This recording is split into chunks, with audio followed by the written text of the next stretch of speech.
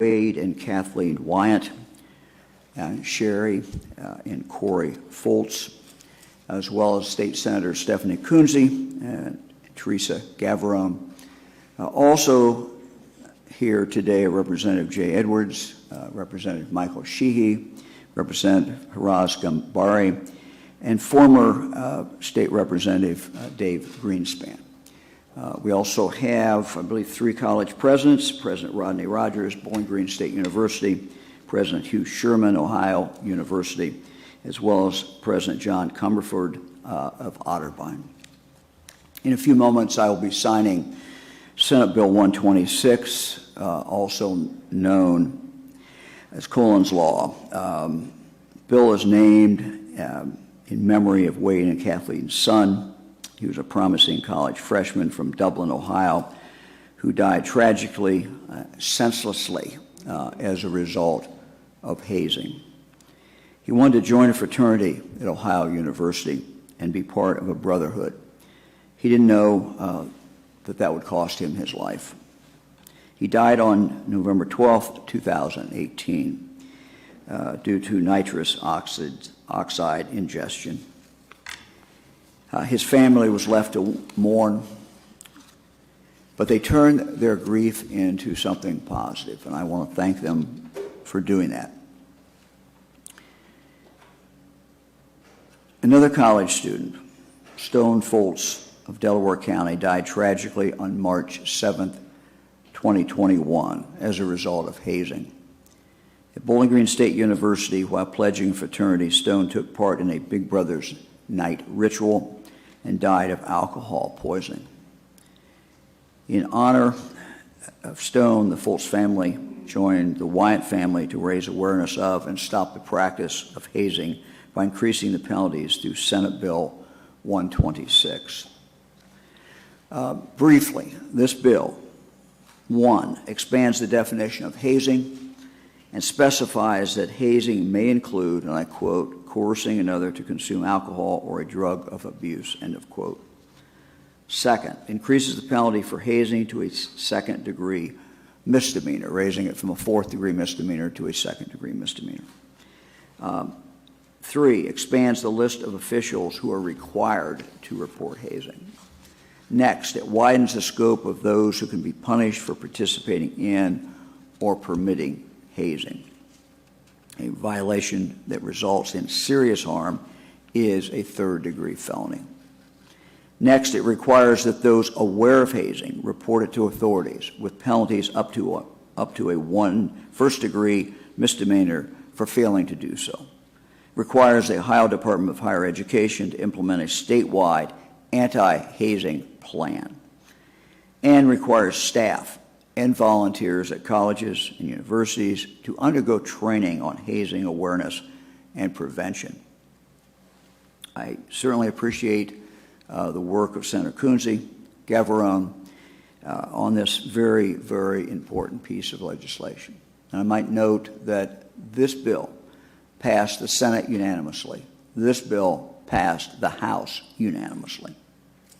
I want to thank the Wyatt, the Foltz families, for taking their grief and turning it into something very, very positive, with the goal that no other families will suffer the horrible, horrible tragedy that they have suffered. And I can say, from my wife Fran and my experience, there's nothing worse than losing a child.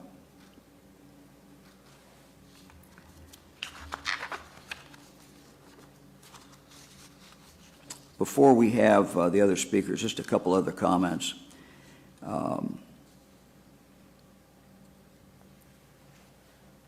We simply in Ohio cannot tolerate hazing.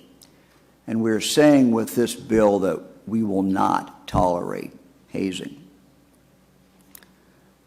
This is really a question of culture. And for decades, the culture of hazing has been accepted as something that is tolerated. This bill says that going forward, hazing in the state of Ohio is simply not tolerated. Culture, as we know, is the hardest thing to change. This culture has been around. The culture of hazing has been around for a long, long, long time. But the law can be a teacher. The law expresses the standards by which we expect people to live. The law expresses what is good. But the law also can express what we simply do not tolerate. And this law, when I sign it in a moment, will say, we do not tolerate this in the state of Ohio. We can't wait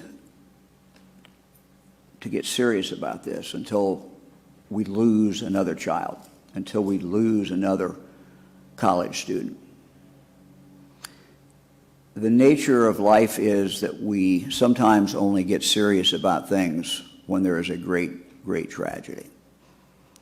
And so we say with this law today that we're not only going to get serious when there's a death, we're going to get serious and say that hazing is wrong when there's no deaths, when everyone wakes up the next morning. That still is wrong. This bill casts a pretty wide net of those who will be responsible for hazing, and for those individuals who participate in hazing, even when no one ultimately dies. Let me now turn to the two families that are impacted, and I'm going to ask them to come up here, the Wyatt families, the Fultz families. Then we'll hear from Senator Kunze and Senator Gavarone. Thank you, Governor. Governor DeWine, on behalf of my family, we want to express our most sincere thanks to you. For the past 2 years, you have been a staunch supporter of anti-hazing legislation in Ohio. Thanks to your support and the tireless work of Senator Stephanie Kunze and Senator Teresa Gavarone and former Representative David Greenspan and many, many other legislators, we have passed model legislation in Ohio that the rest of the country can look to in their fight to eradicate hazing. In collaboration with Prosecutor Keller Blackburn, Judd Horse and the North American Interfraternity Conference, Bruce Johnson and the Inter-University Council, we have made Ohio a leader in anti-hazing reform across the country. I'd like to extend thanks to our dear friend Scott Borgemenke for all of his efforts in bringing this law to fruition. I'm also eternally grateful to John Hazley, who has spent countless hours over the past 2 years teaching me, coaching me, and guiding me every step of the way. John, I don't know if I'll ever be able to repay you for all you've done, but it's my sincere hope that perhaps someday I'll be able to pay it forward. I'd like to acknowledge Tyler Perino for the courageous testimony he provided in honor of Collin's law and sharing his horrific hazing incidents that he endured. I'd also like to thank Sherry and Corey Fultz and their family for the heartfelt testimony that they provided for Collin's law and sharing the story of the hazing death of their sweet son, Stone Fultz. I'm inspired by the incredible work you all are doing in working with the Inter-University Council and the principles that will be across Ohio schools to be another critical step in eradicating hazing. I recognize that we would not have come this far had it not been for the exceptional media coverage that shed light on the dangers of hazing, starting 2 years ago with the work of Tara Morgan and since then many other fine journalists, and especially the Columbus Dispatch and their awe-inspiring team of Sheridan Hendricks, Mike Wagner, and Lucas Sullivan with their production of the Broken Pledge podcast. Through this, they brought to life with great clarity and vivid detail the horrors of hazing in hopes of saving another family from the tragic loss our families experienced. Most importantly, I want to thank my family, Wade, Austin, Olivia, Aiden, and Ava. The relentless support you've given me over the past 2 years gave me the stamina I needed to keep going. I know each of you made sacrifices so I could work on Collin's Law, and yet you never once complained. You only continued to encourage me. You believed in me, and that is all I needed. A few days after Collin died, our family gathered around the kitchen table to write his obituary. The first thing my children said had to be in it was that Collin always stood up for the underdog. Collin was a protector by nature. I can think of no greater way to honor him than a law in his name designed for the sole purpose of protecting others. Collin, I know you're watching, and I hope we made you proud.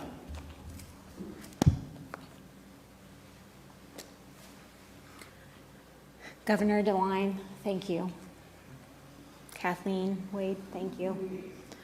I want to extend my dearest thanks to all the presidents, everyone that's here today. Senator Coonsey, Senator Gaverum. You know, I was talking to my son earlier, and I said, how do you feel being here? He said, this is crazy. It is crazy. It's only been 4 months. Do I want to be here? No. Obviously, I'd want my son back. But everything that the Wyants have done for this past 2 years has got us here, finally. It's hard. Like I said, it's only been 4 months, but we will continue to fight. Collin's Law is a step in the right direction, but we are not done. We will continue to fight. Our fight is zero tolerance. We will prevent this from happening and having to get to the felony. We will do everything in our power, and I know Stone and Collin are fighting for us and there for us, and that's why we continue to do it. We made a promise to Stone on his hospital bed that we would keep fighting and we would not allow this to happen again to anyone. No parent should have to go through this, any family, and we will put a stop to it. We will continue to fight. We will continue to work with the IUC, President Rogers. We will stop when it is done. We need to eradicate hazing. This can be prevented, and we will continue to fight.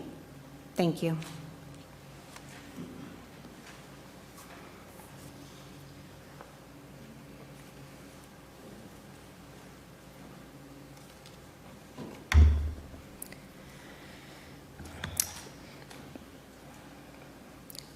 I just have a couple quick comments today. I'm so grateful for the Wyatt family, for the Foltz family, and for Tyler Perino. I mentioned in my floor speech I was also grateful for the great media coverage that this law has received, and I'm very grateful to be standing here with our chancellor, our governor, our members of the House that have worked on this. Representative Greenspan, thank you very much for your leadership over the past almost 3 years now on this bill. And I believe as much as we celebrate, and I use that word in a very, not in a joyous sort of a way, but we do celebrate the passage of this law. But we also recognize and mourn the incredible loss that has brought us to this point today. It is truly the love of family and the heart of a mother who championed this legislation, why we are standing here today. And Ohioans are grateful, Kathleen, for your unwavering mission to not only change Ohio law, but to truly change a culture on our college campuses for all of our young adults to aspire to have a bright future. The governor kind of mentioned it, but I liken this to beauty for ashes. So thank you.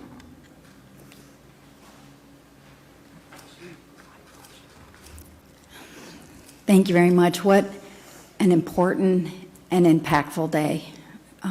To see Senate Bill 126, Collin's Law, being signed into law by Governor DeWine.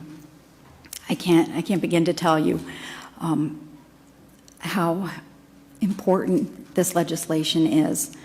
I remember last November, I believe it was, listening in Education Committee to then Representative Greenspan and to the Wyatt family, and hearing the story of Collin Wyatt. And it was shocking and devastating, and unfortunately we just ran out of time in lame duck. And then this march. You know, there are times when you will never forget where you were when you heard this news. And the news of the death of Stone Foltz is one of those times for me. My son was the same age and is a student at Bowling Green State University as well. I live in Bowling Green. It's my community. And to hear that this happened to another student in Ohio really shook me to my core. And I wanted to do something. I thought about the best person to team up on legislation, and I thought of my good friend Stephanie Kunze. And I'm really proud of the piece of legislation that we were able to get through so quickly. And with the timing of the signing of this legislation, it doesn't go into effect for 90 days, but I know that good Chancellor Gardner has already started working with the universities to make sure that as fall semester starts, we're ready to go. This legislation will save lives, and it's so important. Thank you very much.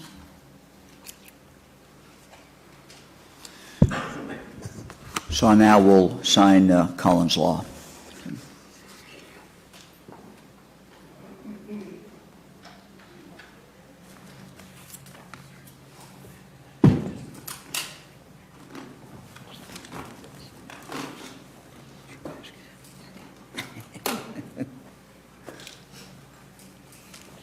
Good. Everybody good? Well, as you can see, by the number of people here, what great support there is for this law. You can also see it by the number of pins here. So we'll get going here. So.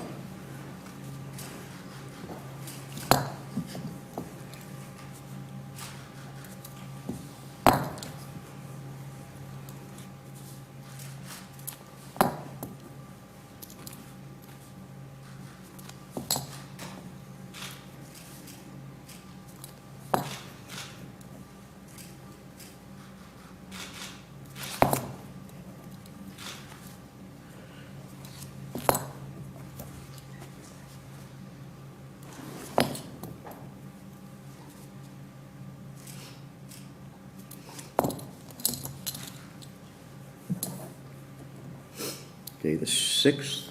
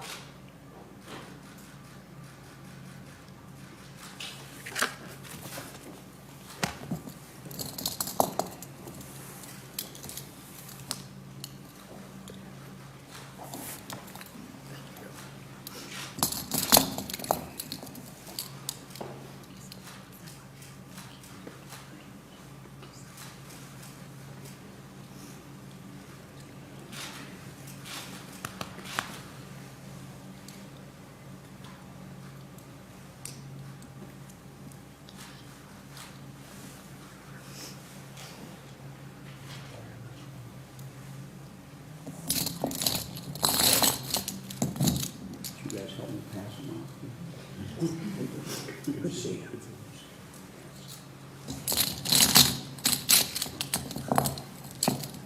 Guess we leave 2 for the archives.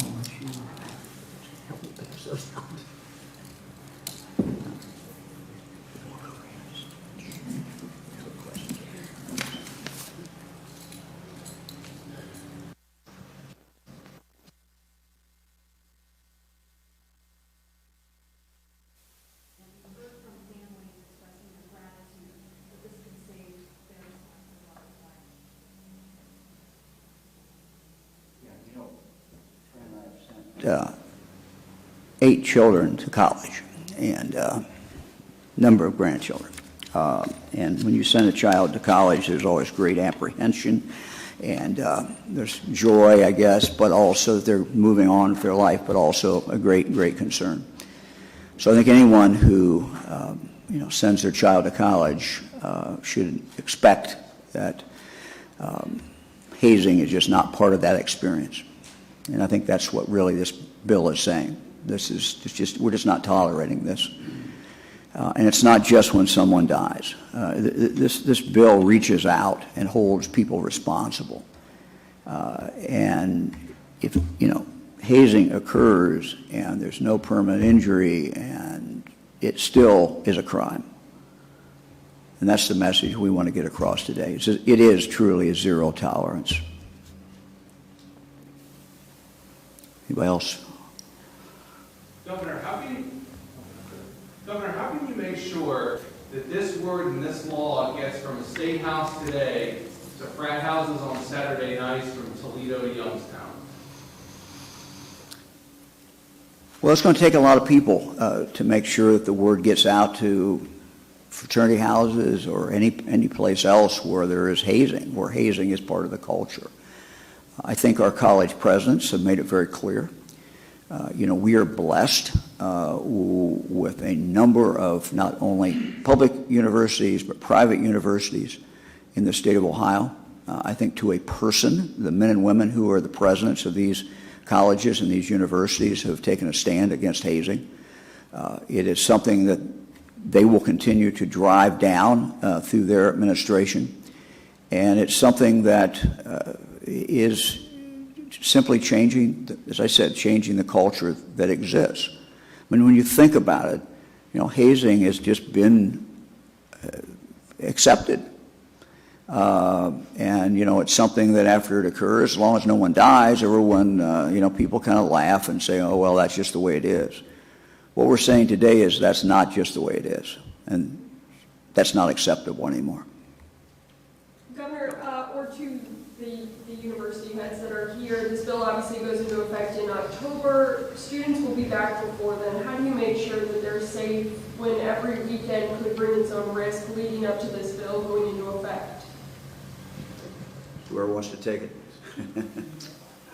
One of the things that we have done in the past is that we have a very stringent anti-hazing policy in our university.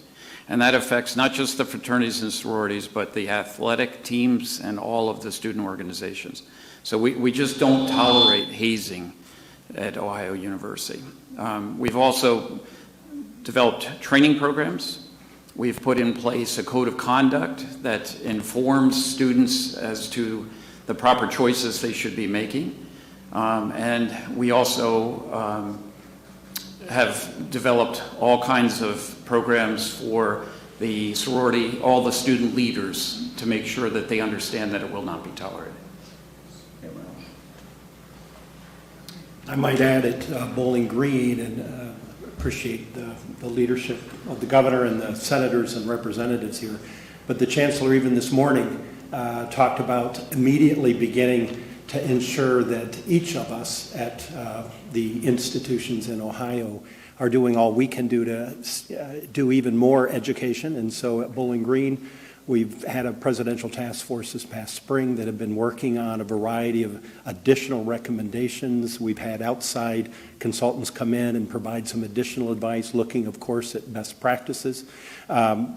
We felt we were doing a very good job at this historically, and but we need to step it up even more in terms of education. And so beginning this fall, all fraternity sororities have to go through a recommitment plan that includes additional education and training. But I think, and the governor mentioned this, the bringing additional eyes to this issue too, of having responsibility to those that may be aware that hazing is going on, but now there is a absolute responsibility to report that. And so we believe that that will also bring additional structure into the community to make sure that hazing is eradicated. Thank you. Governor, Sherry Foltz talked about taking next steps.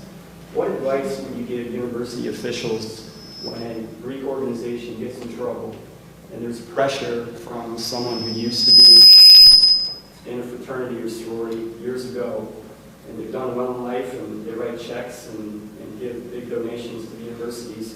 What would you advise them? How would you handle those conversations for that pressure? Well, I try not to advise college presidents on too many things. So.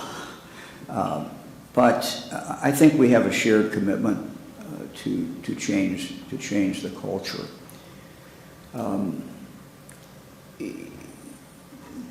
What we just signed a moment ago is the law now. It will be in 90 days. But universities also have the ability administratively to take action very, very quickly. And to take it decisively. And I guess my recommendation to the universities in Ohio, and we are blessed with great universities in Ohio, is to take that action. And if hazing is going on, hold those people who are accountable, whether there's been an injury, permanent injury, or whether there's not been a permanent injury. I think decisive action and just literally the goal should be to drive hazing to the ground and not have hazing. And if, fraternity is carrying out hazing, then they should pay, the ultimate price, which is they're kicked off campus, not come back.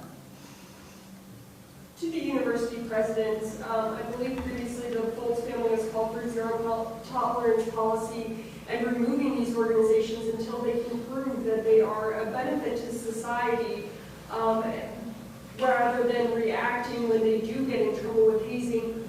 Why not take that action now? Do these organizations bring enough benefits to students that they outweigh the risk of having another family standing up here? So I'll begin. At Bowling Green, we did expel the fraternity that was a part of this tragic death, was expelled from the campus late spring after we did our investigation. Part of that recommitment plan that I mentioned a few minutes ago includes discussing the benefits and the way in which the community that is built among organizations, and it's not just Greek organizations, but it's all kinds of student organizations and club sports and marching bands, and to make sure that those organizations that are important, a part of the college experience of community, but we focus and make sure that they are committed to the positive aspects of that. So part of our recommitment plan will include documenting the benefits that come from the organization to move our community, our university forward. President Sherman? Thank you. So one of the things that we've done is we've developed a scorecard of any kind of reported behavior for the different student organizations or fraternities and sororities. So as soon as something is reported, no matter how minor, that group is put on suspension and goes through a serious investigation. We probably have 3 groups right now who are suspended and being investigated. So I think it's that kind of understanding that we can get through to the groups that, it's not going to be tolerated. How would you handle student organizations who hold events off campus or underground, so to speak? That's the hardest thing. I agree with your point. I mean, again, it still can be reported, and we will take action against that organization, and they will be suspended for years, right? I mean, if an event of hazing is proven, they're suspended immediately for 4 years. Governor, in light of Neil Clark's book, did you accept a $5 million campaign contribution from First Energy in exchange for a nuclear power plant bailout? No, it's just ridiculous. Governor, I had a question about a separate bill on SB 52, the wind and solar facilities bill. Your view on that, and will you be signing that soon? We're looking at all the bills. As you know, we had a flurry of legislative activities we usually do at the end. That's kind of the way it always works in any legislative body that I've been in or associated with. And, we signed a number of bills last week. We're looking at the remainder, so I'm not going to comment until I've had a chance to go through them. We're in different stages of looking at these different bills. Governor, quickly for a colleague, why did you decide to send OSHP to Texas? How long will they be there and when will they be back? When we are requested to send support by another state or by the federal government, it is something that does not occur very often. It's something, when we make that decision, we have to weigh, what detriment it might be to the state of Ohio versus the benefit. So as you recall, Minnesota governor contacted me, actually called me, when they thought there might be some demonstrations around the verdict. We sent out some highway patrol, I think for a period of 4 days. Last October, at the request of the federal government, we sent Ohio National Guard to our southern border. They are still there. A week or so ago, we got another request from the federal government to send additional Ohio National Guard to the southern border. They will be going out later in the fall. I approve that as well. We also received a letter from the governor of Arizona and the governor of Texas asking for Ohio State Highway Patrol support and help. We analyzed that and made a decision to send a few of our Ohio State Highway Patrol under limited instructions as far as limiting what they could do, but we sent them to Texas. These are all requests that we have received. What happens at the southern border of the United States impacts Ohio. And I can tell you from 8 years as the Attorney General of this state that the vast majority, almost all the drugs that are coming into the state of Ohio come across our southern border. So we have a real interest in securing the southern border. We were asked to play a small part in doing that, and I said yes. I think it's in Ohio's interest to do that. I think it's the right thing to do. Governor, back to Collin's law. If hazing does continue throughout the next semester, will there be any talks about expelling Greek life from the state of Ohio permanently? Well, this is a decision made at the university level. I think that when you see hazing and when, it continues, it does raise a question that a university has to ask itself: is the benefit of Greek life, does that benefit exceed what's the risk? And I think every university has to make that decision. And I'm not going to tell them what decision that is. But that really is ultimately the question, I think. So we have an opportunity now. This is a new beginning in regard to our quest in Ohio to get rid of hazing. And let's let it play out. Let's see how this goes before we cross the next bridge. Anybody else? Okay, quiet group today. Thank you all very much.